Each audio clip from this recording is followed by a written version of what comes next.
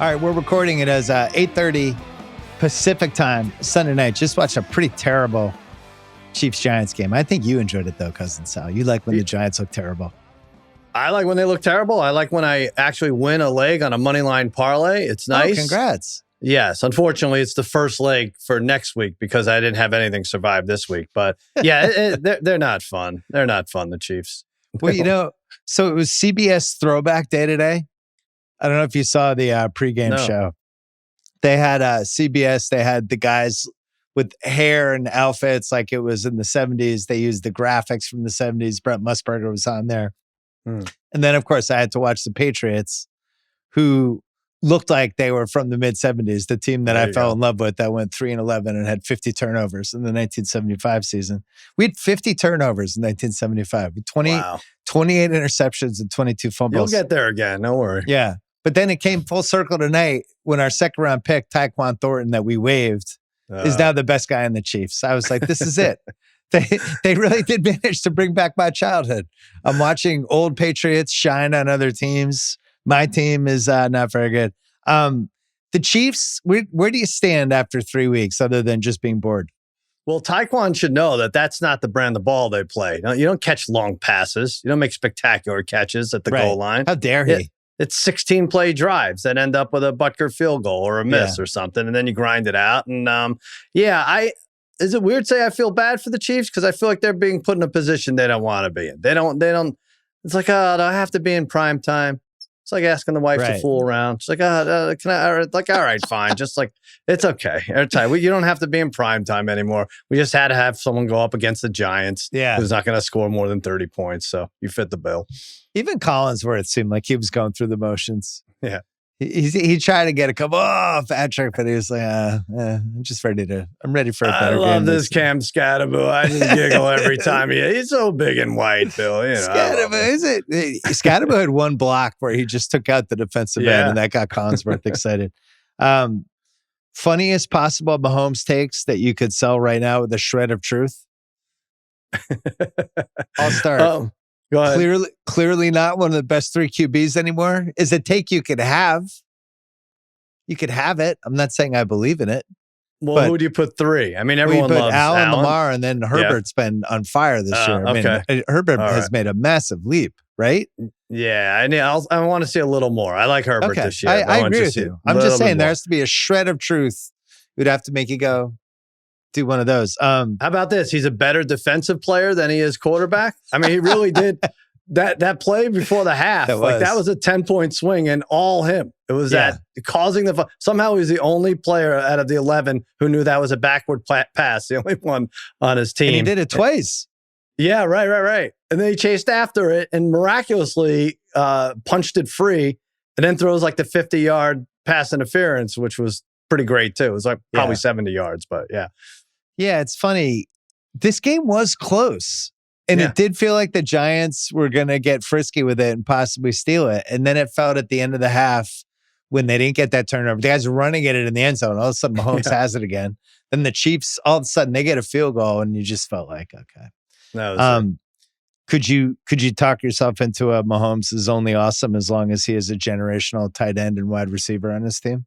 Ooh. Well, I went through the numbers with you last week, right? Like 4 years ago, it was 28 points a game. And then Tyreek Hill, it might have been a coincidence, but he just does so much, though. I hate to put it on him, right? Because he just does so much. He knows all the angles, how to run for first downs, and he was actually good today. Yeah. I didn't mind him. Could you talk yourself into he's a little out of shape like Luka Doncic? Is there a shred? I don't know. I'm just trying to come up with here's where I landed.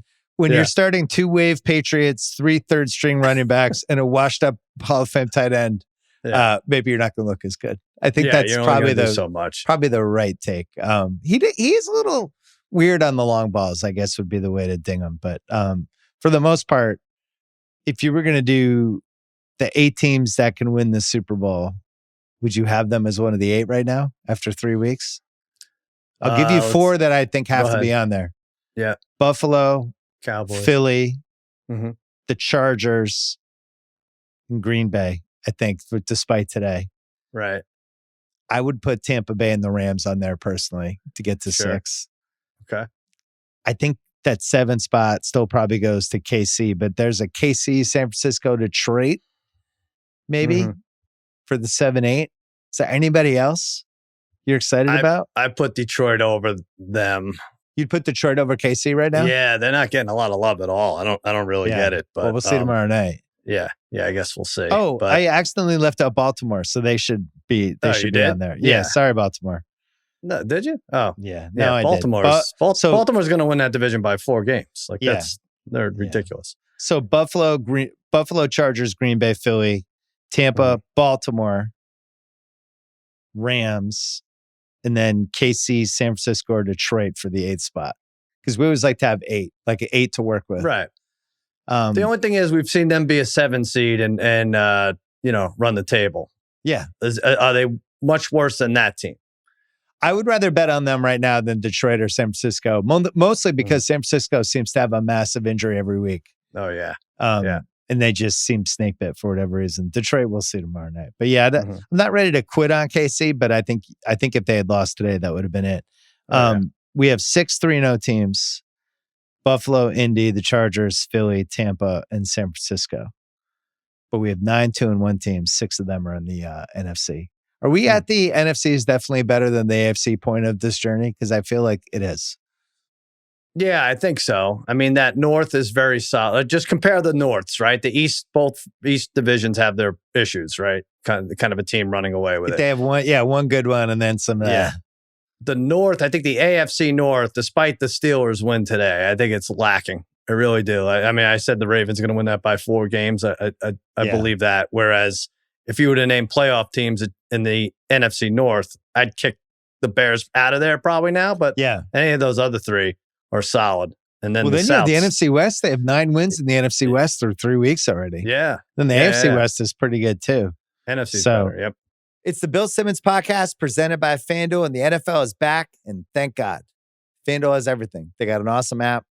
They have SGPs. They have great futures. They have good prop bets, live betting, your way bets, clean app. It's great to use. Been using it for a few years. Every time I go back to Boston or any place that has FanDuel and I get to use it, I'm always excited. I'm on an airplane runway. You done the airplane runway? Yeah, everybody. Airplane runway. There should be a button, the runway button. I'm on the airplane runway. I got to get this in. Get your bets in, build something bold, make every game feel bigger. Download the FanDuel app or head to FanDuel.com/BS to get started. The Ringer, committed to responsible gaming. Please visit rg-help.com to learn more about the resources and helplines available and listen to the end of this episode for additional details. You must be 21 plus and present in select states or 18 plus and present in DC, Kentucky, or Wyoming. Gambling problem? Call 1-800-GAMBLER. Visit rg-help.com. Call 1-888-789-777 or visit ccpg.org/chat in Connecticut. Paid endorsement. Yeah, so we have 6 0-3 teams. The Jets, Miami, Houston, Tennessee, the Giants, and the Saints. The Jets and Giants are 0-6, Sal. I feel like we've done this segment before, but let's do it again. Go ahead. What was the worst combined record they ever had in a 16-game season? Jets and Giants. Jets and Giants? How many wins? If you had to guess. FanDuel number, if I gave you over under 7.5, would you go over or under? 16-game schedule, right? Yeah. Combined wins. 4 and I'll say 9.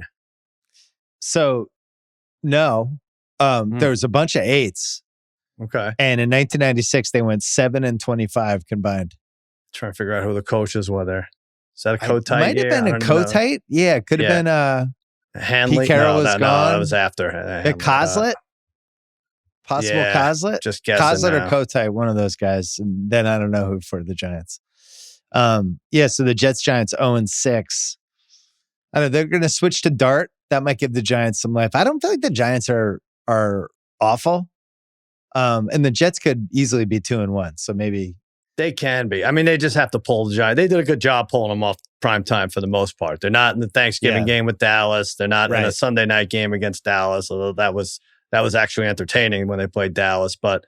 And Russell Wilson going into today was like had the most passing yards, right? And like most long passes. Your stupid team. Yeah, Your team just revived Caleb Williams' career today. Jesus Christ. He's back.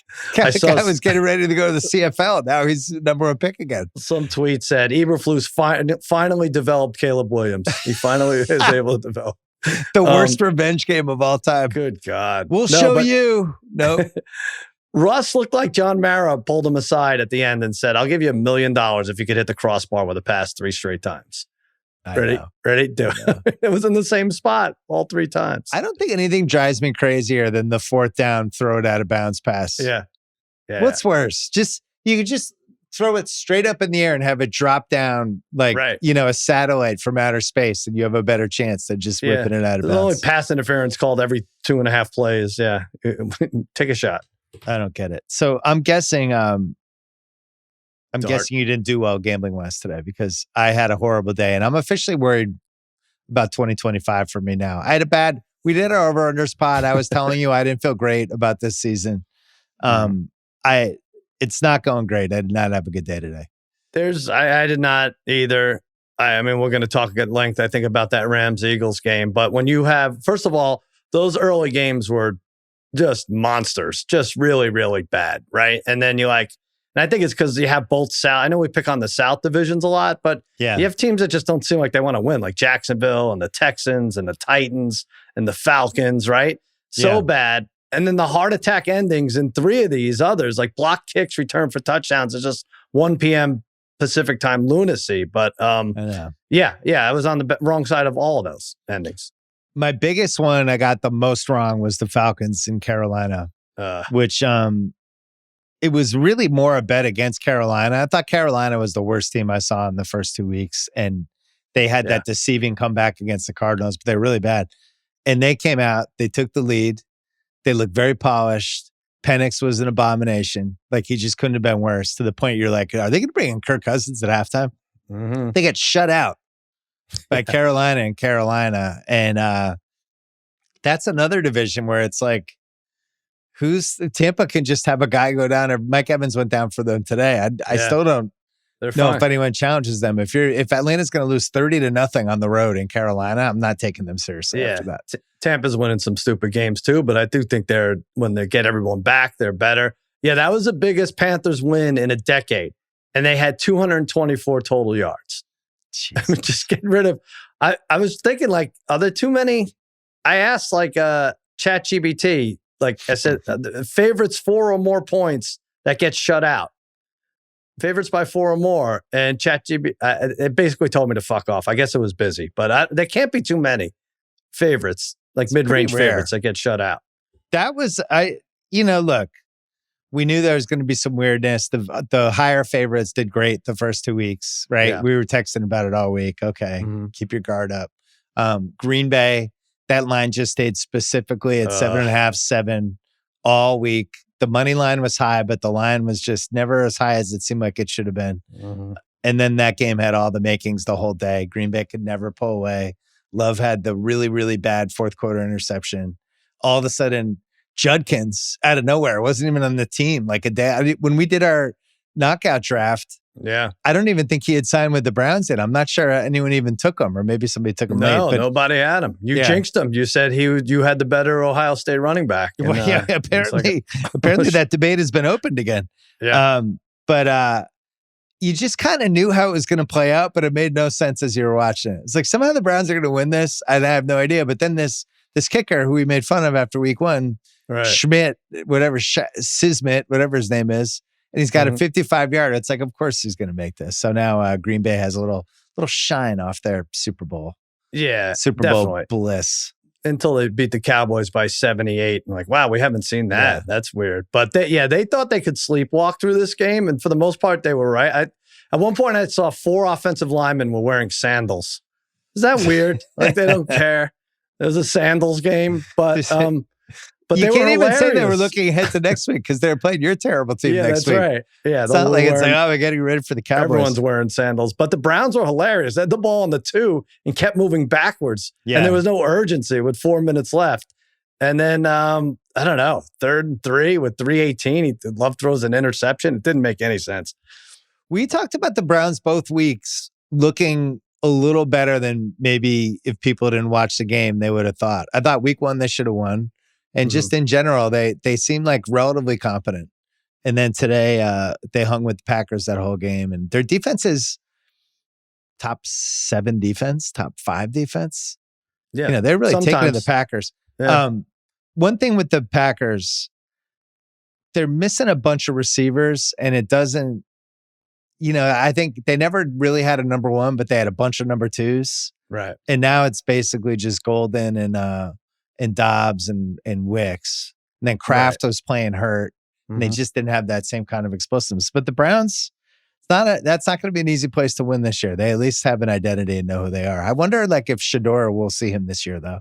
So we're going to average 10 points a game. At some point, got to think about it. Yeah, I guess or so. Gabriel, one of those guys. Flacco had thrown 90 passes in 2 weeks, right? So this game was a little different. But any team in the league, you only score 10 points.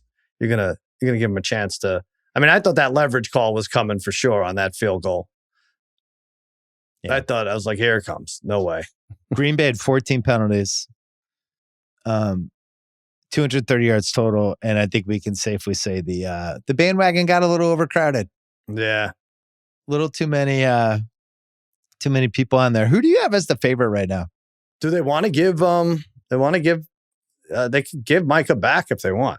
That's just flip the trade backwards. Just damaged goods. Favorite to win the whole thing? Yeah, if you had to make one Super Bowl bet right now, what would it be? You can even say for odds versus who you think's going to actually win, because the favorites right now are Baltimore and Buffalo and FanDuel at 5-1. Right. Is that going to change? I don't think that's going to change unless there's an NFC team that just really, really comes out in front. Packers had a shot to do that, but I think it's going to be Buffalo, Baltimore. And when we get to the lines, you'll see how much these teams are respected. But Buffalo didn't look great Thursday night, but I still put them missing a bunch of dudes. Yeah, I put them at the top. Well, you figure they're probably going to be a 1 seed, especially that division. Right. The Pats, my stupid team, the Jets, the Dolphins. They could go just 6-0. If you go 6-0 in a division, at that point, you just need to go 7-4 against everybody else, right? Right. Something like that. Yeah. I think that was one of my future bets with you, that they went 6-0, something like that. That they ran the table. Yeah, I remember taking it personally because I believed in the Pats, and that's not how it worked out. It's not. It's all right. Let's take a break, and then I want to talk about the Super Bowl team that I think we should have a real conversation about. The Bill Simmons Podcast brought to you by FanDuel. FanDuel is changing the way you live bet football. It starts with Next Drive SGPs. Bet on what's happened next drive. Touchdown, punt, field goal, whatever you want. Check out player stats, stick in player props. Build your bet exactly how you want it. Every NFL game day comes with a profit boost that you can use on your Next Drive SGP, so you can get more out of every play. Whether you're betting a drive, a player, or the next big moment, FanDuel makes live betting feel smarter, faster, and way more fun. Visit FanDuel.com/BS to download the app today and bet the next drive your way. You must be 21 plus, present in select states, or 18 plus and present in DC, Kentucky, or Wyoming. Opt-in required bonus issued as non-withdrawable profit boost tokens. Restrictions apply, including any token expiration, max wager amount. See terms at sportsbook.fanduel.com. Gambling problem? Call 1-800-GAMBLER or visit rg-help.com. Call 888-789-7777 or visit ccpg.org/chat in Connecticut. This episode is brought to you by Uber Eats. Every football season, the same thing happens. The game somehow makes everybody really hungry. Quarterback scrambles, clearly a sign for breakfast burritos. Yeah. Turnover, suddenly dessert at 2 p.m. doesn't sound so crazy. Wing formations, well, those can only mean buffalo wings, as if they're ever not in play. Even the goalposts start looking suspiciously like French fries. It's almost like football is sending the message to eat more food. Yeah, the good news, Uber Eats makes those cravings easy to satisfy with Gameday Deals all season long. From wings and pizza to chips, drinks, and even last-minute grocery runs. Don't sleep on those. You'll find savings on all your favorites delivered straight to your door. Order now on Uber Eats. All right, before we went to break, I said I wanted to talk about the possible Super Bowl team that we need to have a real conversation about. Who do you think that is? All right, so it's one of the top 8 you named earlier, right? Yeah. Okay. And it's, I think it's going to be someone who won today. So I'm going to kick the Rams out of there. I don't think you're going to say Niners. All right, the Chargers, fine. Go ahead. Yeah, let's do it. That's what it is? I didn't bet on it today because I have so many Denver futures that it wasn't worth it for me to do it. I really wanted to do the Denver +3. Now, if you watch the game very closely, and there are only 3 games, so I watched this entire game, and I thought the Broncos defense was great. Like they pressured, they had 29 pressures on Herbert. They sacked him 5 times, and he was under duress. And it felt like a very even game. And then you look at the stats after. Denver got outgained by 111 yards. The Chargers had 29 first downs. Denver had 9. Yeah. Denver kind of got dominated, but it didn't feel like that when you're watching because they were putting pressure on Herbert. Right. I thought Herbert, he was fantastic in that first game. I thought that last drive, that touchdown pass, especially just fantastic. MVP wise, he's down to 6-1 now. And I think it's legitimate because he's playing as well as anybody. They're 3-0 in their division. And I think what I liked about that game, Sal, it felt like a playoff game. I know Knicks didn't play that well. Knicks missed a couple bombs that he has now figured out how to hit a guy in stride by 6 inches too far. And it hits he'll hit like 3 fingertips, but never get the guy in stride. And it's like, he's like the master.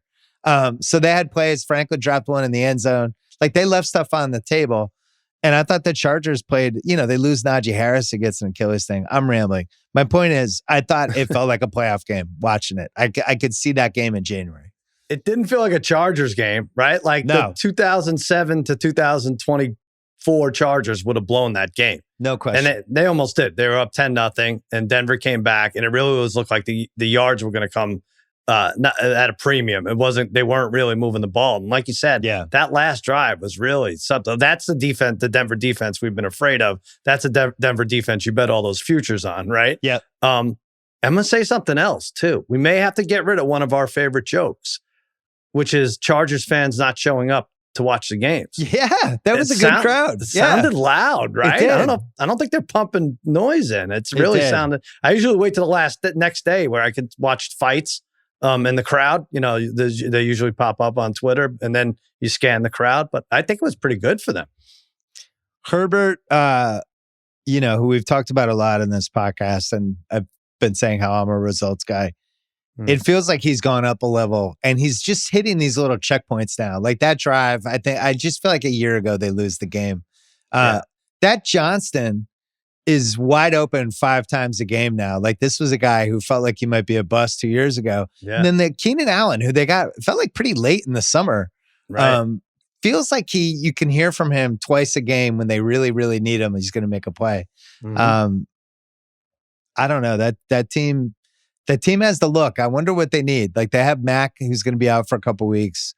Slater's gone for the year. I wonder, could they get like one more offensive lineman maybe during this season? But being 3-0, what are they for the division now? Because for them to be, for him to win MVP and all that stuff, they have to be a top 13-4 2 seed, right? Yeah. Minus 155. Well, here's the thing about them in the division. They're 3-0 already in the division. Right. They're 3-0, but they're all AFC West games. So, watching them, I think Denver's closer to them than the Chiefs are. But we know, as we talk about every week, like when we got to wait for Rice and Worthy to come back before we know who we have with the Chiefs. But sure, I've been really impressed. Do they play Baltimore or Buffalo this year? I got to look this up. The Chargers. Chargers had the second place schedule. I'm looking that up right now. They play the Eagles. They play the Chiefs again. Play the Broncos again. That's really it. I mean, you look at their schedule, the next couple. They're at the Giants. They're home Commanders. They're at the Dolphins, and then they have the Colts in Week 7. Like they really could be 6-0 heading into that Colts game. Yeah, right. And if Denver's going to lose dumb games like this, that Week 18 game in Denver, which everyone had penciled, circled. Might not mean as much. Yeah, I mean, this easily, had they lost to Denver, then you're looking at the Chiefs are a game behind and they still have to play, Chargers still have to play the Chiefs in KC, right? Then it's like, man, this is up for grabs. But what did we say it was? Minus 155? Yeah, I think those are good odds, especially like some of the games that seem like they were going to be hard. Not sure. At Titans, that's not a hard game anymore. At Cowboys, Week 16. Easy. You're going to be like 4-11 at that point. Yeah. At Dolphins, that's not a hard game anymore. So, and then that at Broncos game, maybe they'll get to the point where they won't have to care about it. But this is the easy stretch of their schedule right now. At Giants, home Commanders, at Dolphins. And then we'll see with the Colts. We'll see if the Colts are real. But yeah, I thought, and then the other team that I could definitely, we mentioned them earlier, I thought just the Rams definitely can hang. Now, let's talk about how awful they can hang. They almost made me hang. Jesus. I mean, they're up 26. What was it? 26-7? 26-7. That was it. Yep. Did you feel like the Eagles could come back? Because I did. At 26-7? Yeah, I was sitting there going, this is actually maybe what they need to like electroshock their system and start doing stuff. But I thought they'd come back. I thought the Rams would score again, and the Rams. I was so locked into the narrative that Jalen Hurts sucks. He can't throw the ball past 6 yards. No one's catching it anyway. He can only run. Yeah. He's as good as Barkley goes. And the Rams were moving the ball too. No, I didn't. I mean, you could have gotten a Monster Live line on that. Like that's. I didn't take it off the multi-view. No. Yeah, because there was a lot of time. It was 26-7, but it was like early in the third quarter. I know. And it was in Philly. I wrote that down. Ending is sick. I feel like everybody doesn't it seem like online everybody had that bad beat like that. Yeah. The Rams were one of the most popular picks this week, right? Yeah, Rams plus 3.5. It's like when 150,000 people claimed they were at Game 6, Red Sox Mets, but I was like, really? Everybody had this? I know I did. I'll show you. But that ending does it get any worse than that? What do you want to talk about the whole game? I don't care. I mean, no, let's talk about the ending first. I wrote down that was a utter pandemonium sportsbook game. Like if you've ever been in Vegas for one of those, when it seems like and then it's a shift and the guy's running and people are just like flying around in the sportsbook going crazy. But we have these every year. I think people get amnesia. Really? Yeah, we have at least one of those every year. That's just like a completely insane ending. So all right, let's set the stage. The Rams are getting 3.5 points. They're kicking a field goal to win the game. So they're either win the game or they don't get it and they still cover. Well, they don't get it. So the only thing that screws them is a blocked field goal run back. And then the guy actually being dumb enough to run it all the way back versus just running out of bounds. But if I said to you, I'm like, all right, Bill, sit down. Are you seated? Like the Rams are going to have this kick blocked. Who do you want? Draw me what you want the guy who blocked it to look like. And you would draw 280-pound guy. I'm like 280. I said, okay, how about this? How about he's 520? How about he's 520 pounds? You okay with that? You're like, yeah, sure. The game's over by then. This freaking brotherly love butterbean runs it all the way back and kills another Ringer 107 pick of mine. Where was the one fast Rams guy chasing him down from behind, like the backup safety who's doing the Don Beebe? Yeah. Just nobody. There was nobody even in the picture. I guess it was 18.5 miles an hour, which I didn't even know like humans really did that. I mean, God bless them. That looked fast. I need to get a faster car, I guess. I don't know. Well, the Eagles, they had to fall behind by 19 to become entertaining. That was very entertaining. Yeah. That game also felt playoffy. I thought Nakua was awesome. Yep. I mean, and he had the stats too. He was 11 for 120, something like that. I think he's moved up a level this year for the conversation. Because we had what conversation? He's always up there. Right? We had Chase and Jefferson. Offensive. Right. Yeah. And then there was a drop off. And then it was like Nico Collins and Neighbors. And you could start listing all these dudes. I think Nakua has to be up there now. Did you look? I can tell you. I can tell you where he is odds wise on FanDuel. For what? Offensive player of the year. Oh, what is he? Isn't that what you're talking about when you say he moves up? I'm just talking best receiver. Oh, I see. Because poor Chase is stuck with the backup now for 3 months. Jefferson stuck with Carson Wentz. Nakua is third at plus 750. Derrick Henry plus 650. Jonathan Taylor plus 500 because he is just racking up insane numbers. Derrick Henry? Yeah. How's he in there? Well, he had 2 touchdowns first week, and then last week he took off. But I'm surprised Taylor's odds aren't even lower because he's been the most dynamic. Really?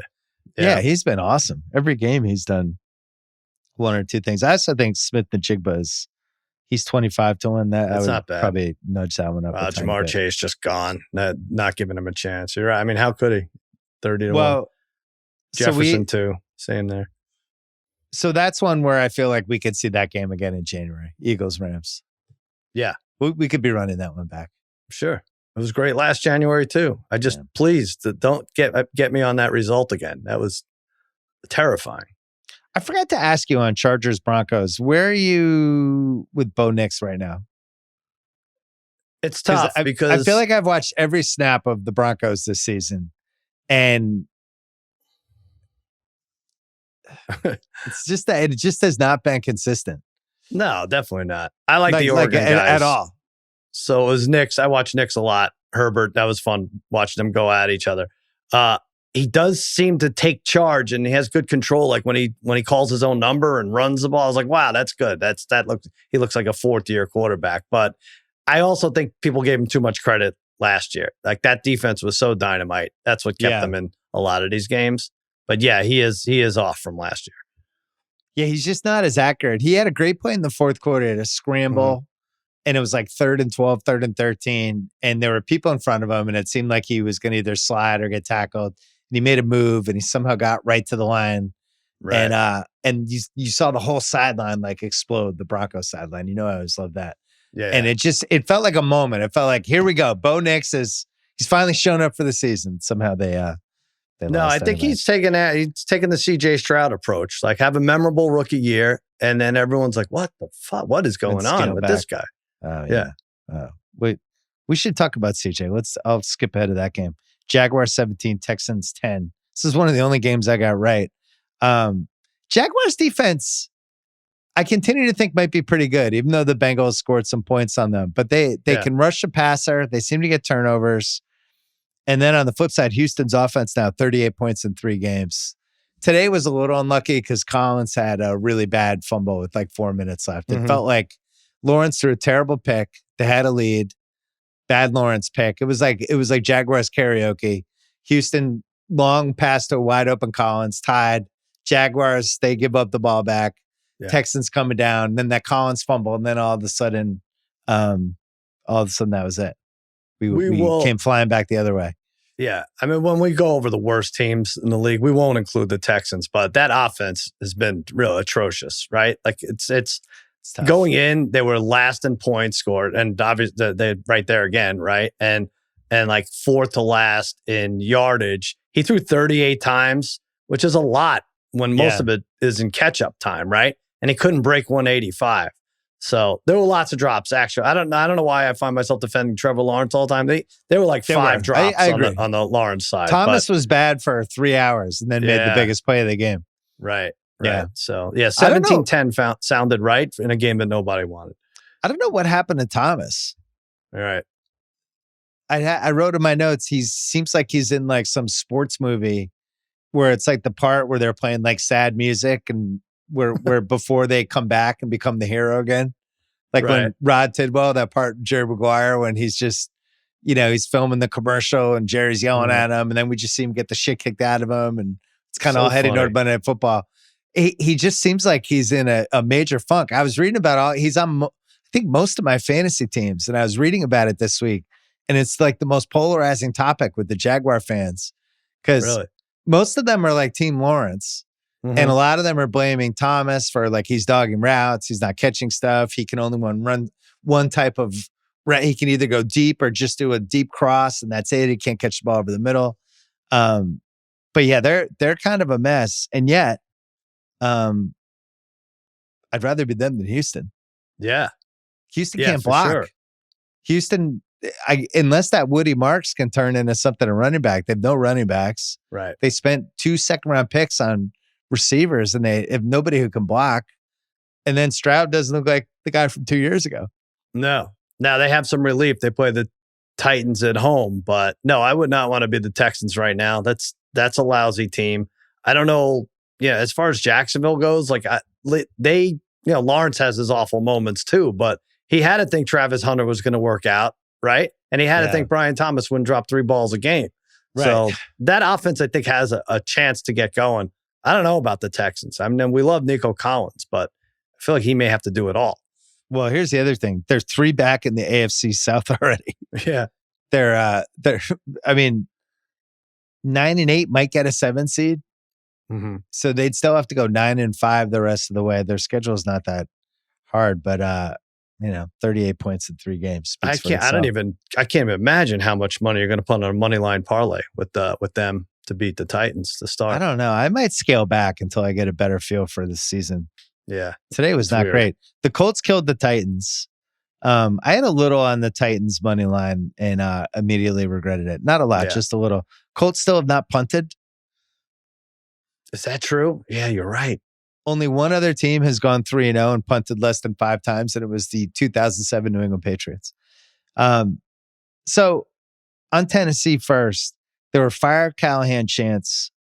They've had 31 penalties in 3 weeks. They did a whole bunch of dumb shit again. But I really want to hone in on what happened at the end of the first half. Did you watch this game or did you have it on multiview? Yeah, had it. Yep. It was 4th and 1. They're in the 39-yard line with 46 seconds left in the first half. Indy calls timeout because they want to get the ball back. Mm-hmm. The timeout ends, and Callahan's still deciding whether he wants to do a field goal or not.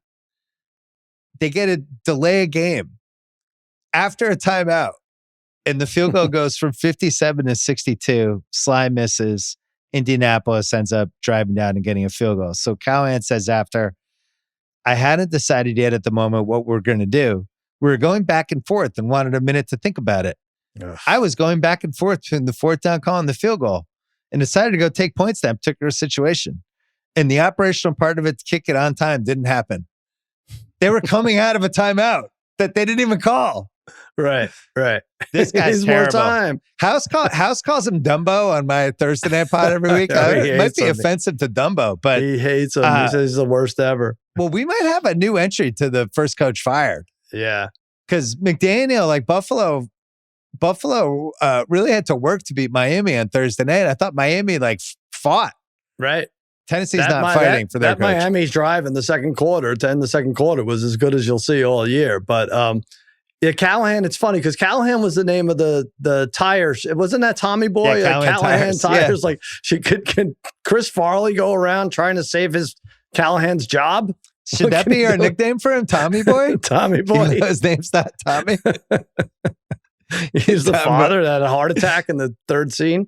His thing with the field goal and the delay of game, that was when Tommy Boy was doing the demonstration for the guy and he set his desk on fire. Right. Like, you guys over there puking his guts out. Get out. That's Callahan. Do you validate? Well, then the other thing is Cam Ward started the game with a pick 6.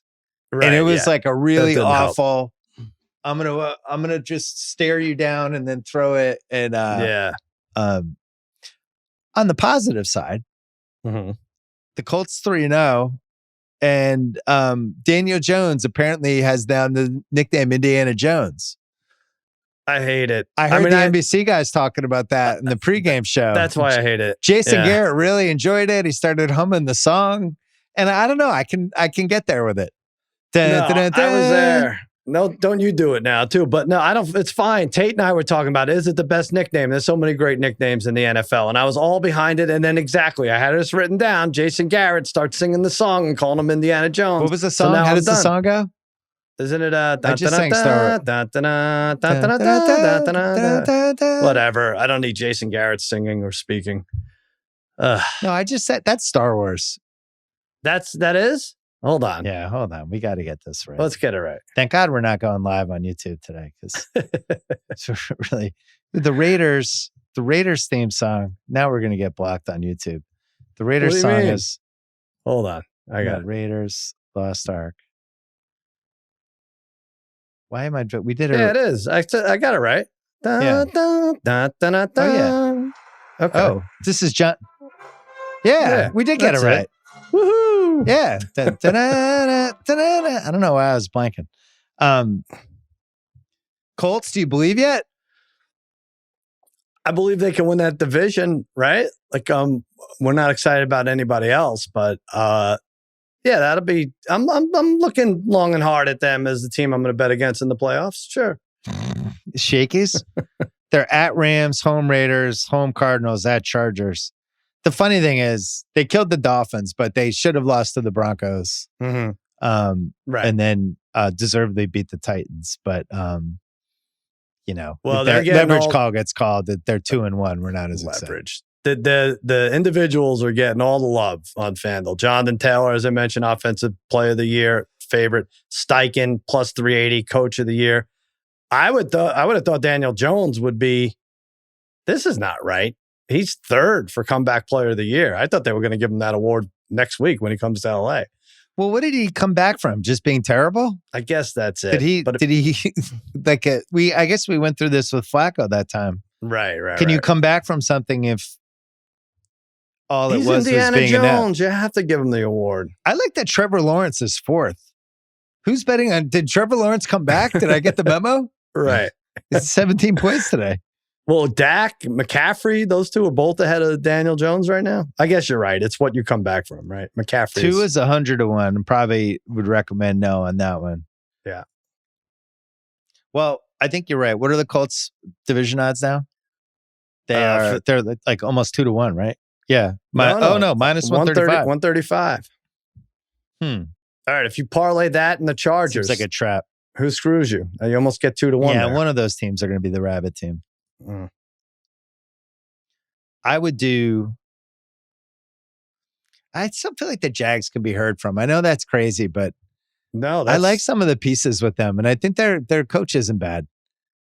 That was my preseason team to win, so I have to stay with it. I'm just trying to see if the Colts, if it ever gets hard for them here. At the Rams, home for the Raiders, home for the Cardinals, at the Chargers. That's a fun game.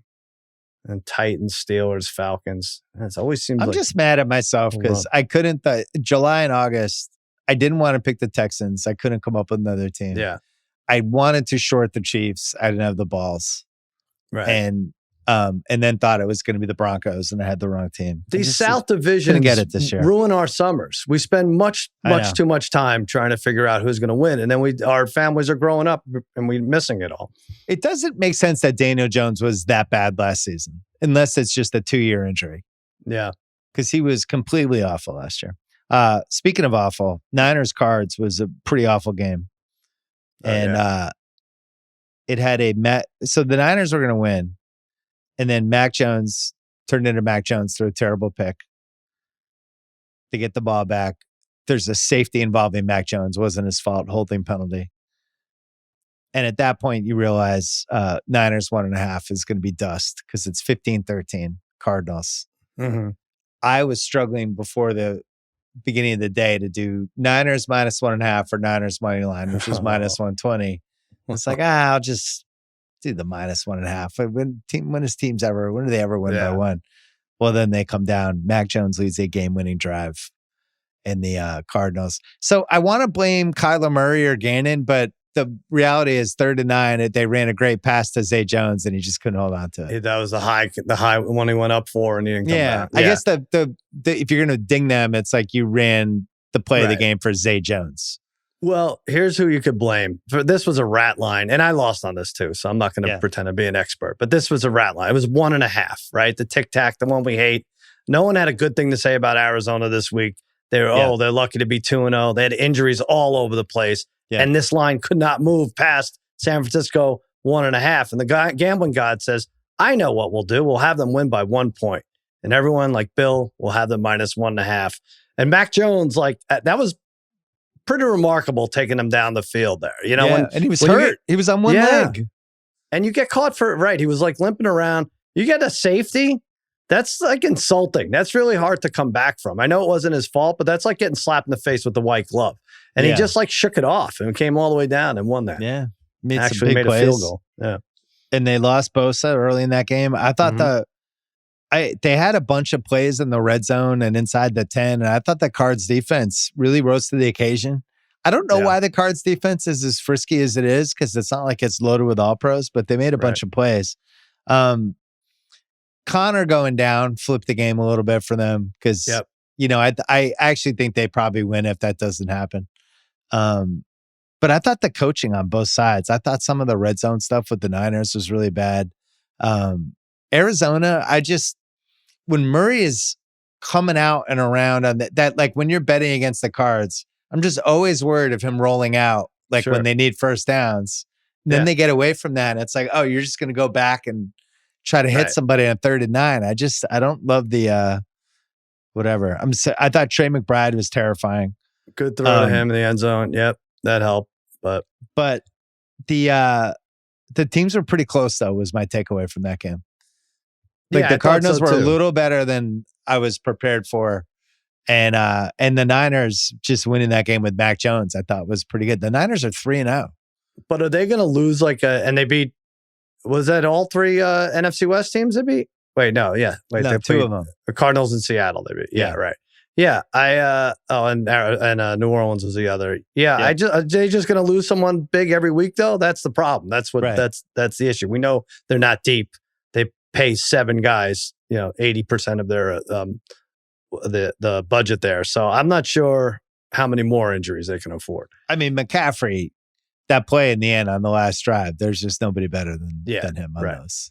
That's true. You kind of know they're going to do the dump off pass to him. They do it anyway, and he's flying off. Yeah, their defense is a little better than I thought it was going to be, considering they had so much turnover. Considering they lost 7-8 guys, but I think 7 Kid Sal is helping them, or now he has 8 kids. All right, what's that? What's that division? -105. We have a 3-0 team and 3 2-1 teams. Yes, that's right. You want to talk about your team or my team? I mean, we're going to hit both of them. Let's do your team. And then maybe we'll forget about mine. Yeah. Fumbled 4 times. Yeah. Inside the 5-yard line, we had a tip pick that the quarterback just should have lofted it. It's the easiest touchdown ever and just tries to throw a straight line for some reason. But I think the reason is because it seemed like he got mildly concussed 2 plays earlier, and they don't even stop it. They don't have I thought they had these concussion spotters.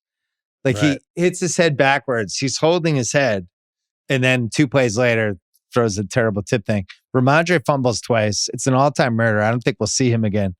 The Pats have 5 turnovers and 26 first downs. I don't remember that stat ever. Last 3 quarters, they outgained Pittsburgh 349-101. And they lose by 7. Yeah. And it was a fucking absolute gut punch of a 3 hours. I hated it. Yeah. Ugly. And we're definitely better than that team. I think so too. But 5 turnovers. I mean, the Steelers didn't even do a great job. Imagine only scoring 21 points. If the other team is 5 turnovers. Rodgers made a couple of good throws, but 139 yards. They had 203 total yards, like you were alluding to. It just doesn't seem like a Vrabel team, though, right? With all the turnovers. Sloppiness. And even going for it on 4th down. I know they were 4 for 5. He goes for it the least on 4th down. I know we went for it on our own 15. Yeah, right. It's just a different coach, different everything, different discipline. But I think May is incredibly talented, and 90% of the game he had today was great. But he 1 play a half, he does something stupid. The tip pass touchdown, that's his fault. He can't make that play. And then the other one was, in traffic. I don't know what he's trying to do, but he loses it and he fumbles. He's just trying to do too much. And sometimes he'll put the ball on the ground, and he's got to figure out how to not have those 2 plays a game. He's young. He's 22, but I think when he's moving around on the sides and he's lightning fast. Right. There's a lot to like. He's not too young for me to give him a nickname that you're not going to love. Okay, ready? Let's hear it. I'm ready for it. He probably deserves it. Drake, maybe. You got to say Drake, maybe, right? He may be good. I don't know. Is this an even week or an odd week? That's so good. I'm never going to call him that, but that's really good. Okay. Yeah. It's just a really good nickname. Fuck. It's Drake, maybe. I'm sorry. I mean, we haven't done my team yet. There's plenty of names you can call them. Drake, I feel like that might stick unless he can shake it. Come on, maybe. Let's do it. Have some fun out there, kid. Just don't have your 1 terrible play a half. I'm a complete believer. I have an incredible amount of Drake May stock, but he just can't help it. Yeah, man. Maybe. That's tough. Yeah, I'm sorry. Rodgers can only do 2 things at this point. he can do the quick back pedal, quick throw that's either like a short wide receiver pass or to a tight end 3 yards in front of him. And he can do the 3-step drop, quick back shoulder, 20-yard throw. And he can't do anything else. And if you're pressuring him, he's just going to get rid of the ball. I was not impressed by him. I didn't think he was very good today, but he did enough to kind of hang around and get 21 points. Yeah, you made things extraordinarily easy for them. I mean, just barely top 200 total yards. Couple big, any incompletion, he's doing this for the flag. Like then like he got 3 of them. It was it was a very frustrating game. I can't believe that Drake May nickname. Unbelievable. I shouldn't have said it to you. I feel like a bad friend now. Jesus. Why don't you come up with a nickname for my kids now? Okay, I'll work on it. Maybe. Oh my God. I still believe. All right, your stupid team. Oh no. You revived Caleb's career. He had a massive fantasy day. Your defense has given up 12 25-yard plus pass plays in the last 2 games. Yeah. It's you fell for the worst flea flicker I've ever seen. It's still hanging in the air. It was like an alley-oop. Yeah. It was like flicking a feather. That's the flick. Yeah. It never came down. I've been on my Cowboys friend text chain, and we're trying to remember if this is the worst defense we've seen in decades, and it really might be. It really might be. There was the Nolan. There was a couple of bad ones, but I mean, 385 yards and 57 plays. I did a little math. That's 7 yards a play, and it seemed like so much more. And the fact that does everyone just embarrass their old coordinator? Like, Ben Johnson was embarrassed by Detroit. Should we keep this in mind for gambling purposes? Like Chicago embarrassed Eberflus. So, congrats. You gave Caleb Williams his best game since he was a sophomore at USC. I hate it. I hated it. Awful. But Dunze's good. I think he's definitely made a leap up this season. Yeah. Right. Luther Burden, the flea flicker, he's open by 15 yards. God. Yeah. Yeah. Yeah. And Kenny Clark, who we got from Micah Parsons, he's out. He came back. Trayvon Diggs, I don't even know who's good anymore, honestly. I get bummed if these guys are out. But we are going to be exciting, though. You're going to see a lot of the same game over and over. The problem is as soon as CD Lamb went out, the game was over. Yeah, right. Because you have this top-heavy team. You already traded Parsons. Now you just have Dak and CD. If you take him out, there were guys I'd never heard of. What's your record going to be? Pickens is good. And Pickens is all right? Like he's very solid number 2 if CD could stay on the field. And Javonte Williams, he fumbled, but that's been a surprise too. So what's our record going to be? What's your record going to be? FanDuel has the regular season wins. 11. They have it up already, huh? Wow. You can go under 6.5 wins is plus 120.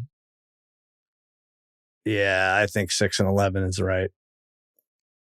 Under 5.5 is plus 220. I mean, I'd have to find 5 wins for them. I don't know. I don't think they're there. 5 more. Really bad. Is CD going to be hurt for a couple weeks? He says he's playing Sunday. He says he's going to play. Miami under 4.5 wins is plus 165. It's pretty good too. Under 5.5 is minus 120. Are they getting to 6 wins, the Miami Dolphins? Do you want to wait on that? They're home for the Jets on Monday night. For them to get to 6 wins, that means they're 6-8 the rest of the way. Is that team going 6-8? Yeah, that's no. I have so many Miami futures already that I just I can't put more on it against them. Yeah. But don't worry, I'll give it all back with Denver. You know what's great with Tua? Yeah. First of all, he throws like he has a bomb attached to his chest. Like I know exactly where the timer is, and I got to get rid of it. But there were quarterbacks. He's throwing it in the ocean. Yeah, like Jimmy G. Who are the guys who would throw the hospital balls? Like even Peyton towards the end of his career. Jameis. Yeah. He does great. This. He does it with running backs. I've never seen it with running backs before, but he'll have A-Chain flaring out, and that's clearly the option, but doesn't get him the ball for a good 5 Mississippi count. And then he just gets blown up in the backfield. He's throwing these passes for minus yards. It's remarkable what he's doing to it. He also does this Jedi mind trick on the announcers because he seems like he's in command. Yeah. So at one point, Herb Street's like, I really like what I'm seeing from Tua. He's got command of this game. At that he was 4 yards a throw. Right. You know, it was like 30 attempts for 118 yards. Herb Street's praising him. Then he throws an interception and triple coverage to end the game. But there's something about the rhythm of how he plays that you feel like it's going better than it actually is. Then you look at the stats and you're like, oh, this is going terribly. He had the one great drive at the end of the second quarter. And that was it. Otherwise, it's, Tyreek Hill has his issues too, but he's like basically hugging the goalpost and 70 yards behind him. Tua has just completed a 3-yard pass. Right. I'm not going to keep doing this. 3 blowouts. Washington killed the Raiders. Vegas taking Genti at 6 is starting to look a little gamey. Yeah. When you think like Membo and the Jets and the right tackle that the Saints or the left tackle the Saints took, Banks, and then the Raiders can't block. Vikings Bengals was a blowout. 5 Bengals turnovers, 2 for TDs. I think the biggest thing with this is Chase was going first in some leagues. He was certainly the first wide receiver, but in auctions he was in the 50s. Sure. In any snake draft, he was 1, 2, or 3. I don't know. That's if we were doing fantasy drafts over again, I don't think he's one of the top 8 or 9 picks without Burrow. It's Jake Brown, right? I mean, and there was but way too it's much. It's a fantasy murder. Oh yeah, for sure. And I felt Jefferson's in the same boat. But there was a ton of Jake Browning love this week. Like, you would have thought it was Jake from State Farm. The way the football pundits were like just going on and on about him. And what did he do? He was 19 for 27, 140, 2 interceptions. I had that game on the multi-view for a while, and there were a few kind of showing him on the sidelines, and it was a little deer in the headlights-y. Now, granted, he's in Minnesota. They're blitzing him. They're doing all this stuff. How do you don't you have 2 multi-views going? There were 9 games this in the early slate. I did. I settled on. I had the 4. Yeah. Then I had 2. I had a split, so I had 2 on one TV. And then I had Rams Eagles on the other TV. So I had 7. I just punted on 2 games. Am I the only lunatic? I didn't watch Commanders Raiders at all. But why? That was kind of the one I dropped. Whatever the blowout game, I got rid of that immediately. I never watched that again. Why doesn't, maybe I'm the only one who wants this, but even DirecTV had the 8 box. Come on, YouTube. You can get that going. Or a 6 or something. 6 not bad. The problem with Red Zone is I hate when the red zone is ahead of the game. Yeah. Right. Like sometimes red zone and they'll show it, but then it's like behind in the box that I've been watching. You have to switch your gaze and everything. So I'll get rid of it. Seahawks Saints, nothing happened there other than the Seahawks might have the makings of a top 5 defense. It's I'm not saying they're a top 5 defense, but there's some meat in that dish. And there's a Darnold Geno seesaw right now where week 1, Geno, Darnold. And now it's like, now it's Darnold and Geno's way down here. And I just feel like it's going to keep doing probably. Poor Pete Carroll. Going this back and forth. Turned 74 on Monday. Not a great 6 days. So maybe old coaches, maybe this isn't a good thing to have a coach in your mid-70s because you watch Carolina and Belichick and then Pete Carroll, like, maybe there's a shelf life, which we could have told people because we've watched it happen with our own dads. Well, of course. And we get excited because they were 1-0, right? I mean, it'd be your team. You didn't get too excited. But Carroll's like chewing gum faster than you've ever seen before and doing push-ups with the defensive line and stuff. Like, this guy, he's 36. Doesn't matter. But it's the team. I think you're right. Chenti maybe wasn't the right pick. Maybe it was a luxury pick for a team that was 5-6 players away. Yeah, that's it. That's exactly it. You get that running back when you're a playoff team. You do it when you're the Chargers and you take Hampton because you're close. You have a lot of talent. Yeah. All right, we'll take a break. We'll do guest lines.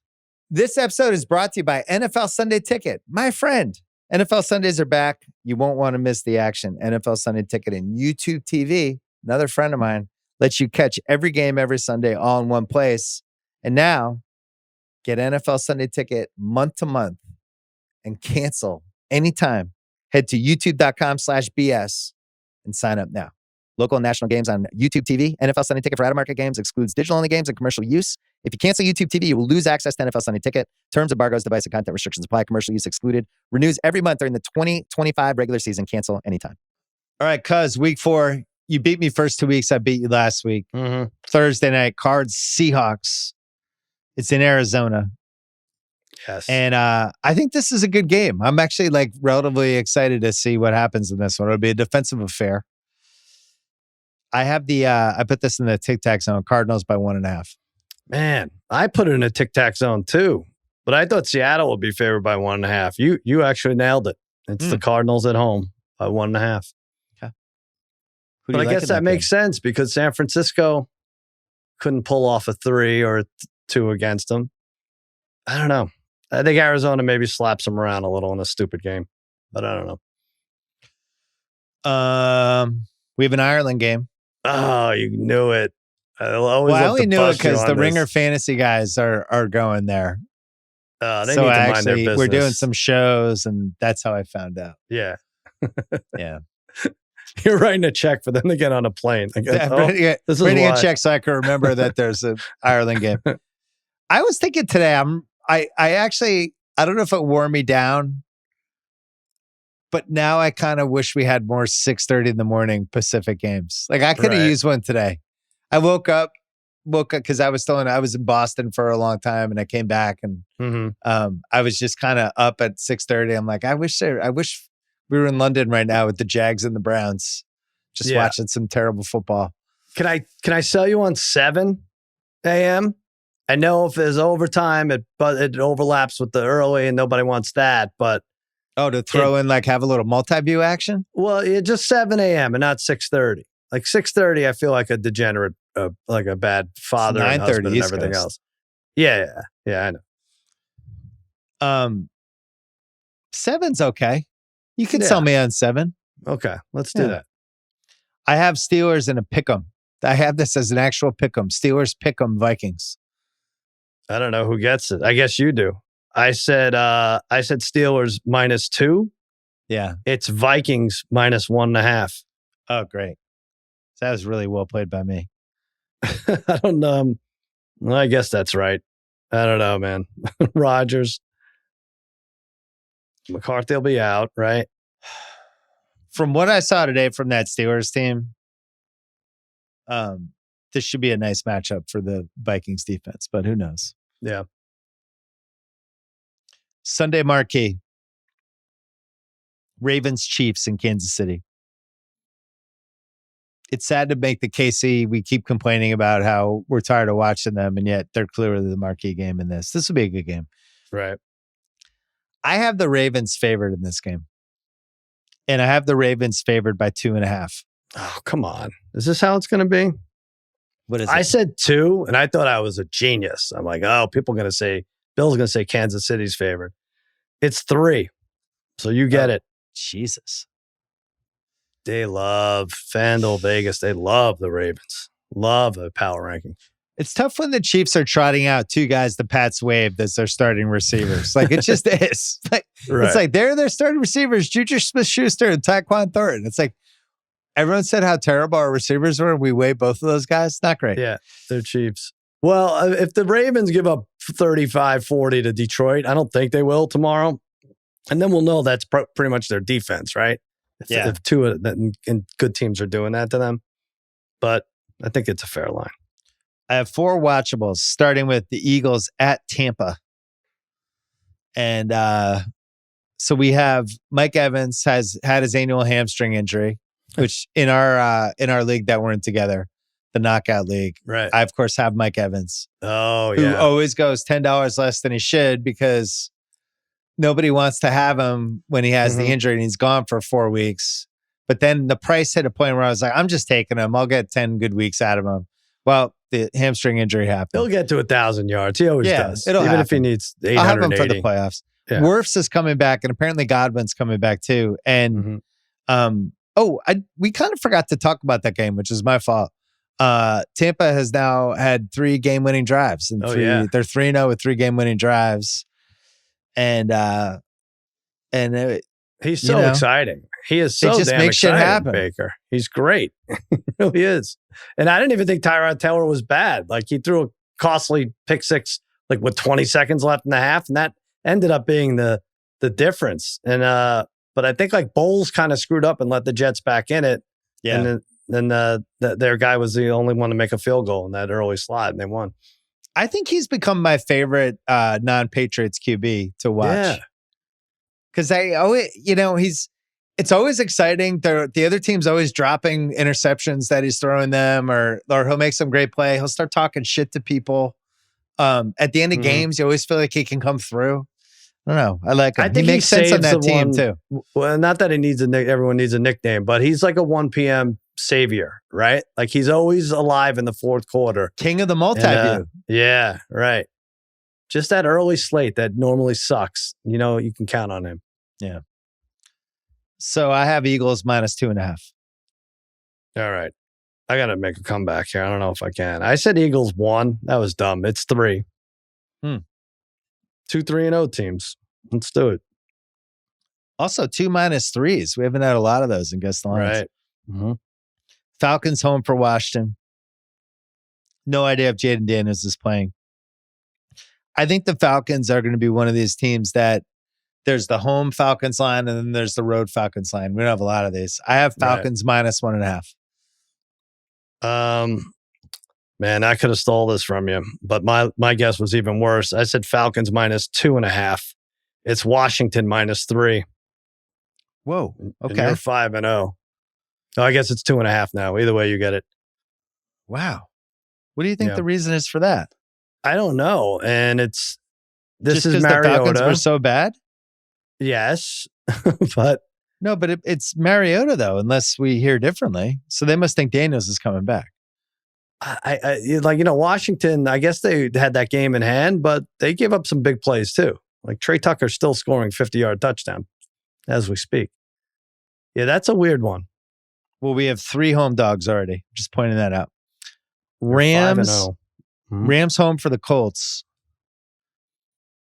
I really wanted to do Rams by 3 on this, but I think the Colts get a half point of respect, so I went Rams -2.5. Okay, I got this exactly. It's 3.5. Not a lot of respect for that. I wish I wasn't so angry at the Rams because I would be all over this. I might still, but I don't know. I don't know if I can forgive. I don't know. I know we talk about this every year, but the worst gambling beat of all time was the Music City Miracle. I think we decided this like 10 years ago. Yeah. That was number 1 because it was a playoff game. Right. Yeah. Mm-hmm. It not only swung it, but it also swung the line. Wasn't it? It was like Buffalo by 5 or something. Right. Yeah. So that not only they lose, but yeah. Or maybe, I don't think the miracle, I think it was an LA miracle that I didn't have money on it here at my home. I think that's why it didn't hurt as much. Niners, Jaguars. So I assume Brock Purdy, but the Niners have had a bunch of injuries, and I don't know why I went low on this, but it felt the right thing to do. Niners -3.5. Oh, you jerk. I thought you were going to go even lower. I said 4. It is 3.5. Oh man, this is a good sign for my gambling when I'm on it with the lines. Good for you. Maybe I'm finally going to get my shit together. That's a fair line because there's backdoor touchdown potential with the Jags. The stupid Jags could have been 3-0. Like, how did they blow that Bengals game? Kind of dumb. Fairly watchables. Lions home for the Browns. And I just don't think the Browns can be a double-digit underdog anymore. So I went 9.5 for this. That was as high as I wanted to go. Wow, you are just edging me out. I thought they could be a double-digit underdog. I had 10, and it's 8.5.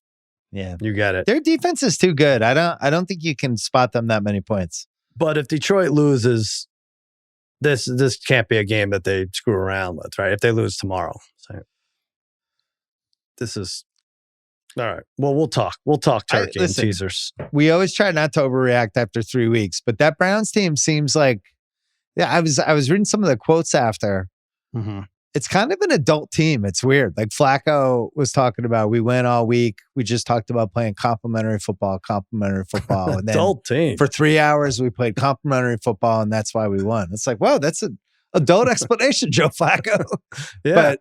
But yeah, they play defense. They don't beat themselves. They can run the ball a little bit with Judkins now. Their offensive line's okay. Oh my God. They have a couple half decent receivers. and they get stops on defense. Like they've done this now. They held the Bengals to 17 with Burrow. I can't believe this.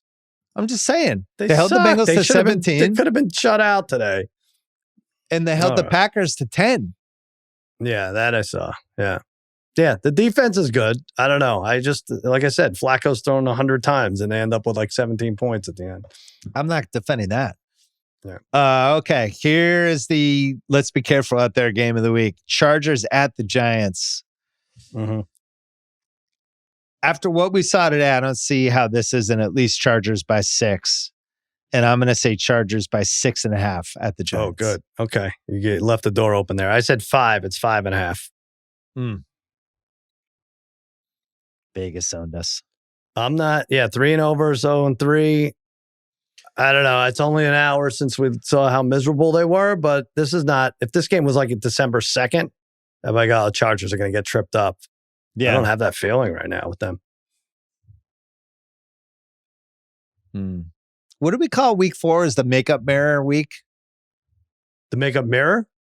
Yeah, those mirrors that our wives have when you turn the light on and you can see all the things on your face, just everything. It's like the crazy microscope view of your face. This is it. Yeah. I think week 4, you kind of know. We kind of know what the weaknesses are. It's the quarter mile. Yeah. Mm-hmm. With the Chargers, Hampton, really their only running back now that Harris is out. Offensive line just shaky enough that the Giants could probably pressure Herbert and do some stuff. Chargers on the road. This is a game the Chargers should win, but it's very similar to that Packers-Browns game. Right. It's like, oh, if you're a really good team, you should win this, and then you don't. I guess so. I think Russ is, if that defense plays like they did against, who'd they play on Monday night last week? What was that? They played the Raiders. I don't know. I don't think Russ is going to be able to move this ball too much. Do we see Russ?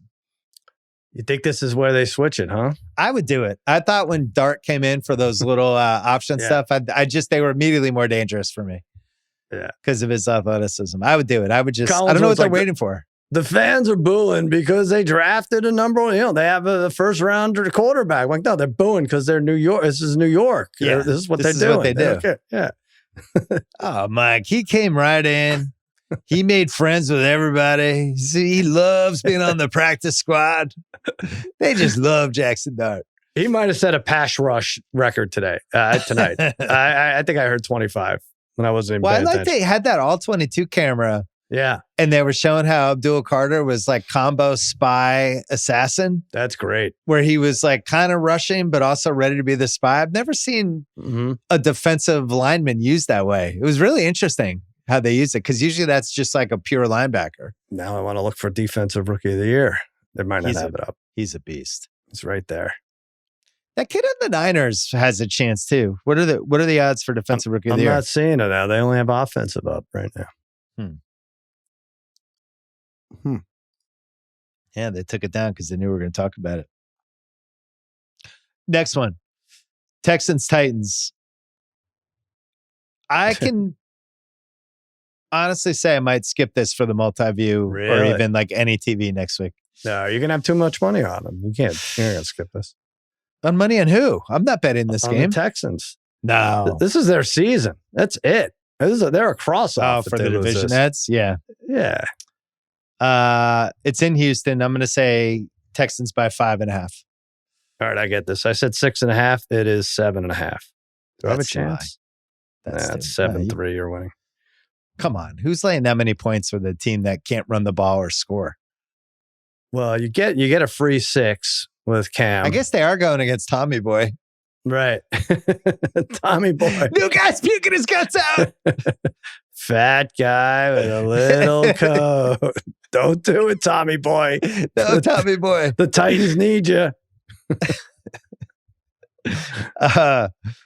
Raiders Bears. Wow. Somebody's favored by 1.5. Where is this? I'm going to say it's in Vegas, and I'm going to say Vegas by 1.5. Damn, you got it. You got it. I said 2. 1.5? Vegas, exactly 1.5. Yep. Both 1 and 2. Kind of a kitchen sink game for the Raiders. someone's going to win and people are going to talk about the winner being in the playoff contention. Can we write that down that we're not going to be that one of those people? Yeah, let's not do that. Yeah. I do have something, speaking of the Raiders and Tom Brady, because I had Tom Brady for a decent chunk of the game because he was doing one of the late games. Mm-hmm. JJ Watt was so much better than him as an announcer. JJ Watt was fucking fantastic. It's very good. Have you actually listened to one of his games? That was the first time I'd heard because he did Steelers Pats. Yeah, he's excellent. He was just awesome. Like he was laying out, he was immediately picking out whatever had happened on the line for every single play. Whatever happened, he was like, well, you know what? They missed that, but the right tackle missed it, and they didn't chip him. But it was all like very accessible. He's not that funny. There's not like a massive sense of humor with him. So Ian Eagle was really working hard because he's a funny guy. Yeah. And I think he can start pulling it out more and more. But from observation analysis, he was lights out. Ian Eagle had a fake mustache. That's how much the comedy was lacking. He had this crazy. I don't know if you saw that was because of this. It was because it was 70s throwback mode. Right. Yeah. That's it. So that's where it was. But no, he was good. Excellent. He doesn't take himself seriously, right? No. But he speaks on our level. He's good. Because I was, as a Pats fan, I'm like, great. We got JJ Watt, his brother's out there. We're gonna have to do this brother thing. Right. But he like kind of really went against it. There was only one time when TJ Watt got held on a 4th down, and he's like, "Oh, they got away with a hold." I don't know how he saw it from the booth. Griped and then they do the all 22, and it's like clearly gets hold. And like, but he was seeing everything. And I thought he really helped me enjoy the game. Like I learned shit from him. Yeah. So kudos to him. I hope he keeps doing it. I'm glad you're learning. Yeah. Who's your Buck and Aikman are the number one right now, right? Well, you're biased. You're friends with Romo. Yeah, you got to stay out of it. Okay. He's got like a 5-foot stand up right behind me. I know. This is a bad topic for you. Yeah. But Eagle and Watt is in the conversation now. Yeah. Collinsworth, Tariq, I really like. They're all good. I don't think we had 5 good teams. Greg Olson's good. Yeah, we have at least 5 now. Right? Olson's very good. Yeah.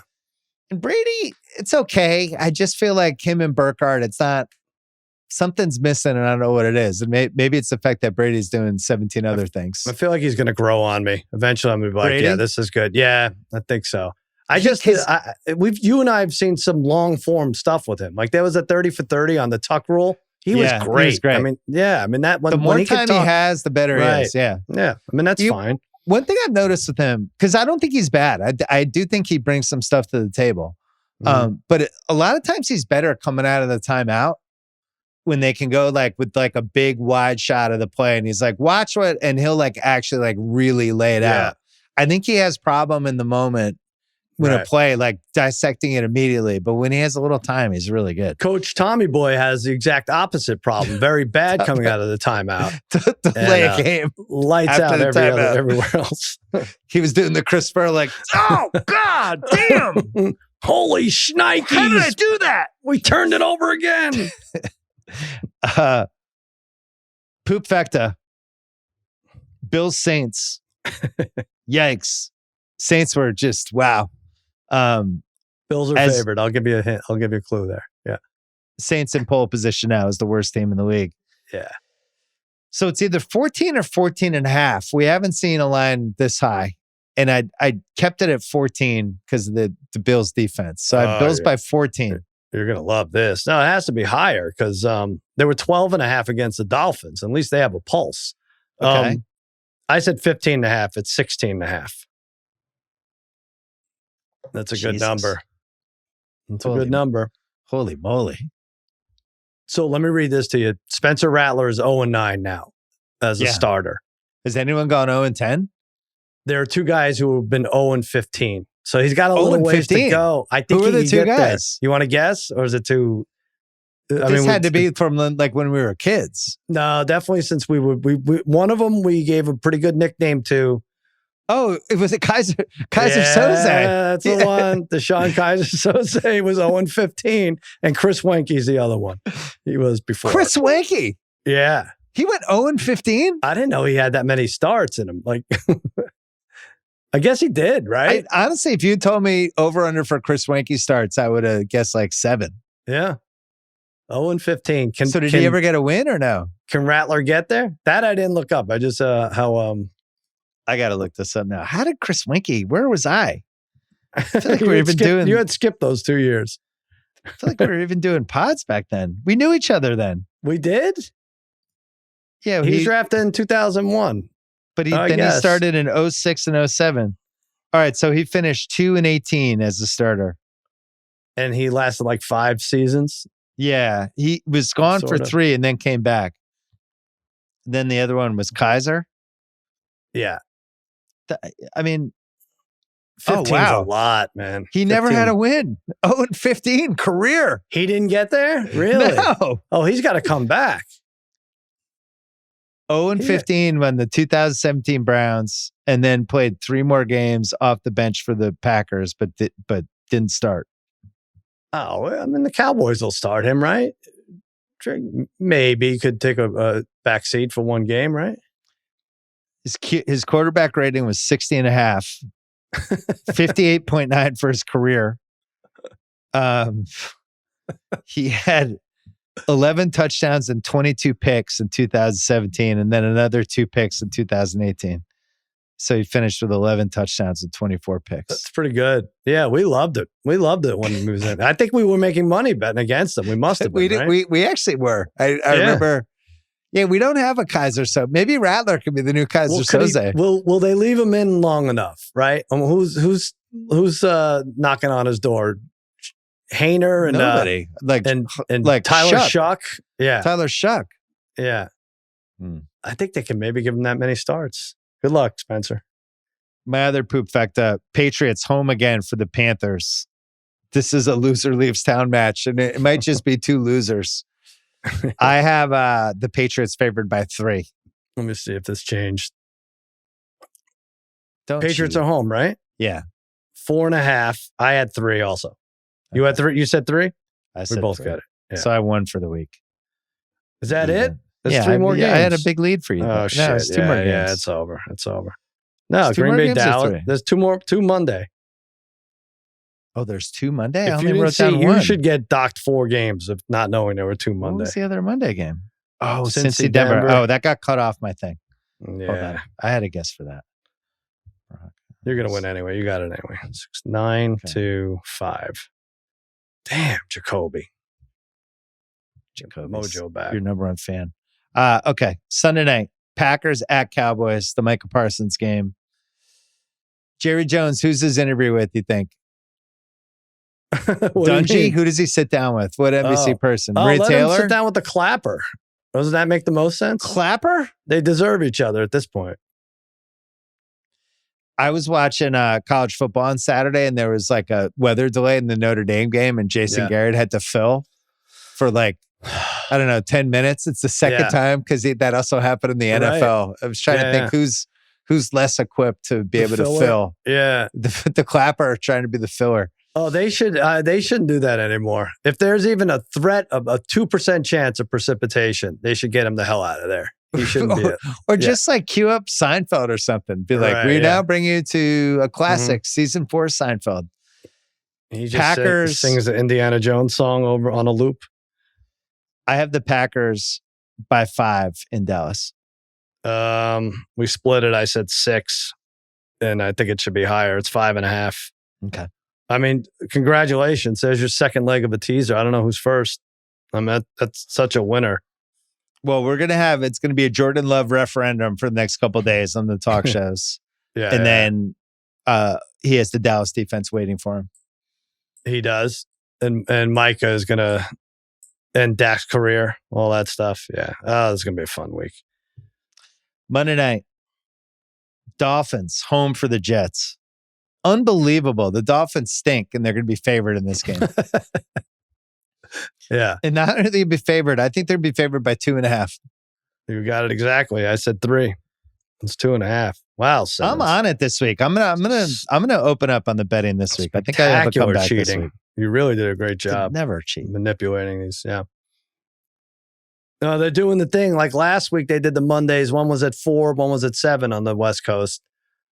Now they're like, screw that. You're going to have to watch both. One's at 7:15, one's at 8:15 Eastern. I like that more. Yeah. I thought the 2 in a row on Monday night was a little much. The other one's too late. Yeah. Yeah, it was just, come on. It's like, I just did 10 hours on Sunday. Now I got to do another 6 on Monday. Like, right. Bring them a little closer. I mean, who did it? Was it Chris Fowler who had laryngitis? Like, that's how. Yeah. Was it Reese Davis or Chris Fowler? Are they the same person? Chris Fowler did it. It's Chris Fowler. Yeah. I'm like this the whole time. And then Broncos Bengals in Denver. Mm-hmm. Jake Browning. And yet Denver, I just don't think they could be favored by more than like 4.5. So I'm going to go 4.5. Yeah, I went even lower. I said 4, 7.5. Oh, come on. Yeah, I mean, but that's an also overreaction. They can't lose that game though. Denver. They gotta. We just saw what Jake the Snake did against a good defense. So. Oh, I forgot that we were calling him Jake the Snake. Yeah. All right, we're tied 2-2. Damn, that's not fun. Today's Parent Corner is brought to you by Scout Motors. Scouts go first, Scouts go farther, and now Scout Terra and Scout Travel are here for a new era of adventure. Engineered with 4-wheel drive, available locking differentials, optional 35-inch tires, and the muscle to handle whatever road your family chooses. Building for parents who still want to play like us. Oh. And kids who can't wait to ride along. Join the wait list at scoutmotors.com. What do you got? All right. Mine, it's just going to be a short one, but it's, so my family and I spent some time with our cousin, Jimmy Kimmel, and his family the other night after a tumultuous week. Tumultuous is a good word for it. Yeah. It's and the kids, my kids, I think they felt weird approaching him at first. And my middle guy, Jack, who's a junior in high school, breaks the ice and says in his deadpan way, says, "Hey, some kids at school say it's not right what happened to you." And then just leaves it there. Like, really, really. And Jimmy says, "Well, what did you say?" He's like, "I said, yeah, I think you're right." And Jimmy's like, "Well, next time tell them, I'm not too worried about what happens. My cousin Jimmy is an excellent dancer." And Jack was stone-faced, taking it in, and nodded like, "Okay." And I guarantee tomorrow he's going to take this literally and say this to high schoolers. There's no doubt about it. I guarantee it. So there you go. He's an excellent dancer. Were your kids? They're getting this in school? Yeah, they're getting it in because school. My kids were getting it, and your kids are actually related to Jimmy. Yeah, right. Yeah. And they're younger. I mean, it's just a quick ag. That's all I have to say right now. I can't really say anything. You and I know too much. Yeah, we both know too emotional. much, and we both know too much, and we not only our cousin, but all the people working for the show, and it's better if we're not talking about this in any way. When I can, I will. I think you wrapped it up pretty well the other day. I didn't listen, but someone told me what you said didn't sound too stupid, so good. Didn't listen? That's hurtful. No, I listened. No, it was good. Good. I hope it works out. Wouldn't that be nice? I hope it has a nice, happy ending in some fashion. We'll see. We'd probably talk about it more if we knew what was going to happen. And I think, we're too far under the hood in this one. So it's better that we don't really talk about it. So my mom has really taken it up a level with the texts and just sends me these random ones, including one on Monday where she's asked me about the weekend and then texted about the podcast. Watching you and Sal, what happened to your right eye? Ooh. Oh, no. And I'm like, I don't know. I'm in Boston. My contacts, she's like, looked like your eyelid was bruised in the inside corner and I was bloodshot. Thought Carrie threw another shoe at you. So this is a story when my wife and I were living together in Boston when we weren't even engaged. Mm-hmm. I lived in this apartment where we put all our stairs you walked in the door and we put all our stairs at the bottom. And then this is when I lived in Charlestown, then you would walk up the stairs to where the room was. So my wife was up ahead of me. We had just gone out to dinner and had a couple of drinks. And she didn't realize I was behind her. And she was taking off her shoes. And she whipped the shoe back. But I was actually coming around the corner of the thing. And she nailed me in the eye. And my mom has been bringing this up now for 27 years. Like it was like a domestic violence incident carried through. Like I don't think she's ever really fully believed the story. Yeah, I think she's waiting for you to break down and tell her the truth one day. It's like, well, remember that time? Well, here's what actually happened. And this is really what happened. She's at the top of the stairs. She was kicking off her shoe, kicked it down, and it just like nailed me in the eye. And I think my mom's brought it up my mom's brought it up once a year ever since. So somehow yet again it came up. And she also has had a lot of thoughts about our cousin that I'm not going to about the treatment that I'm not going to read in. But she's been weighing in a lot on text lately. She thinks other people should get kicked in the eye. Yeah, I think the texting with our moms, with the technology was dicey there for a while. Right. Yeah. And then they started to go on Facebook. Your mom was big on Facebook. Mm-hmm. My mom was more of a reader of Facebook. And the texts were always like incoherent, misspellings. Right. But now they're just like very direct. Like, what's going on with this? Or like some crazy comment, or Bill Maher's dead to me, or just very direct stuff. And I've really enjoyed her texts the last do you get years. A lot of AI? I'm getting a ton of AI stuff from my mother. Like, look at this. Oh, like what? Just videos that are clearly not. I mean, some of them are tough to distinguish, but it'll be like Jimmy talking and like, no, he hasn't said anything about this. What? Come on, stop. But yeah, that part could. There was a great Belichick, whatever her name is, video yesterday. Jordan. Yeah. Well, because there was video of her going on the sidelines talking. Right. Mm-hmm. So of course, all my Pats fans, we're just like, wow, could this be going worse? Yeah. Like this is the greatest NFL coach of all time. This has been the most humiliating year ever. He's getting his ass kicked in these games. He's got this 25-year-old coming on the sidelines when he's trying to coach. Like, how did he get to this point? But there was this AI thing where they're talking and then all of a sudden they start making out. And I actually believed it for a split second. I was like, oh my God, what's he doing? And then I was like, oh, this is AI. They got me. But we're going to hit a point where it has to say AI in the corner, right? It would it's going They'll have to start to put it has to be like watermarked AI. Because it's too easy now to fake this stuff. Right. Yeah, I want to see one of Jordan kicking her heels off and one hitting Bill in the eye and the other Bill, Belichick. Right. See what that looks like. My mom's still investigating this. It's like a Dateline NBC. So what did you say to her with that particular comment? Did you say? I think I'm old and I slept wrong. And I don't know. I don't know what happened. It was like there was nothing. No, Carrie didn't throw another shoe at me. I'm fine. Anyway, that is Parent Corner, brought to you by Scout Motors. Join the wait list for the Scout Terror and Scout Traveler at scoutmotors.com. Concept vehicles not available for sale. Features and performance specifications are preliminary, subject to change. Joining the wait list does not guarantee purchase. Visit scoutmotors.com for details. So yeah, should be an interesting week ahead.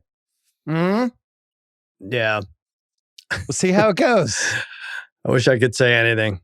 There are a couple bombshells still there, so I'm feeling good. We're going to be all right. Everything's going to be just fine. I think we'll be fine. I'm not betting against our cousin. Yeah, he'll be fine.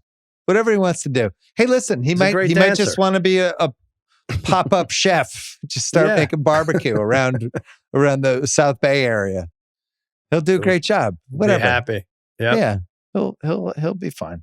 Anything you want to plug before we go? Ringer Gambling Show all week long. You can catch me with Tate on Tuesday. You can catch me House and DeBundo on Wednesday. And then I'm with DeBundo and Heifetz on Friday. And Ryan Fitzpatrick will join us as well on Friday. So that's going to be fun. I zoomed into that Wednesday show with you and DeBundo and House. Did. I was power walking around Boston and I was outraged. And I just Jack patched me in. All of a sudden I was on the show. DeBundo he passed on the Thursday night game. We spent 10 minutes previewing the Thursday night game. And he passed on it. You can't pass on the one game, right? He's on a gambling show where you have to give picks. You were worked up. You had that busted eye and everything. You were walking the streets of Boston. Carrie just hit me with a shoe. It was like, nice working with you, DeBundo. I think you have to make picks on these gambling shows. Yeah, pretty sure. It's the game's tomorrow night. It's the only NFL game we'd like a pick. Yeah, he wouldn't even do the over for the Miami total. That's what I did. That was my. He wouldn't even condone that one either. Yeah. Anyway. Also, I want to say sportsbook consigliere David Sharapan passed away this weekend. He was a really good dude. He was a fan of ours. He's, I'm not going to pretend to be his best friend, but I'd see him in Vegas, in front of and behind the counter, worked at various sports books. We'd shoot the shit. Super nice fella. And one of the few, maybe the only sports gambler who seemed to be loved by everyone. Is there a sports gambler that's loved by everyone? I think that's harder than a 3-team teaser. I don't think you could do that. I certainly can't think of one. No, he's the only one. Now he's gone. Rest in parlays, Dave. The only other thing I had for you before we go. Yeah. I haven't won our fantasy football league since 2008. What are you, right? 3-0 or 2007? No. Oh. I just like my team this year. All right, let's see. I feel like I might have something this year with my team. Let me see. Look at it really quick? Double deuce. All right. So you're going to beat Hench this week? Yeah. I have the Caleb Williams, Baker Mayfield QB combo. Mm-hmm. James Cook. I have the 2 Pats running backs, although Ramondre is about to get waived. So that'll be Travion Henderson going forward. I have this Ollie Gordon on Miami and Woody Marks on Houston. I feel like one of those is going to come on. Nico Collins, Mike Evans, Tyreek Hill. Right. I have Brock Bowers and Tucker Kraft. Not bad. That's good. Have Aya Manor and Booty and Dobbs. Right. And then Braylon Allen and the Jets. I feel like I'm going to get lucky. I have all my fab left. I just kind of like my team this year. I like my quarterbacks. I feel like I can make a run. I mean, you're definitely going to lose this week now that you talked them up. You have a 37-point lead going up against Gibbs and Laporta. But yeah, I feel pretty good about that. 37.4-point lead. And then your team has, what do you have? I have you have Herbert, Achane and Jacobs, Jefferson, McLaurin, Garrett Wilson. Yeah, my team's way better than yours. What? Yeah. I have Kenneth Walker on my bench. I'll figure it out. Yeah, I'm going to lose this week. You have Shakir. Yeah. Who would be the number? Who's the number one pick if we're doing a fantasy draft right now? Jonathan Taylor, I think, right? Is it? Oh, yeah. I think you're right. He's got monster numbers here. I don't know. How many? Aren't we in like 7 leagues? I can't even. Well, we're doing this guillotine league, which has been really fun. Right. I'm in 2 guillotine leagues and 2 knockout leagues, then the Ringer fantasy league that I think I'm going to be in last place for. Oh, you are? And we had a draft punishments. What was your punishment? It wasn't anything that bad. One of them was like no coffee for a week, and you like almost started crying when you saw that. Yeah, I wouldn't be able to do that. That would have been really tough. I think mine was carry us to throw a shoe at Vegas. I wish I had known that story. That my mom chases it down for 27 years. We definitely I should take a video of the stairway, reenact it. What happened? Oh yeah, yeah. It wasn't great. Anyway, all right, cuz. As always, especially this week. Good job by you. Good job by you, buddy. Thanks to Eduardo and Gahau as well. Don't forget, new rewatchables coming Monday. We did Airplane, Sal. Oh, really? Yeah, Airplane. And then Prestige TV, Task on HBO. Episode 3 just broke that down. Yeah, surely you can't be serious. All right, see you next week, Sal. See you, bub.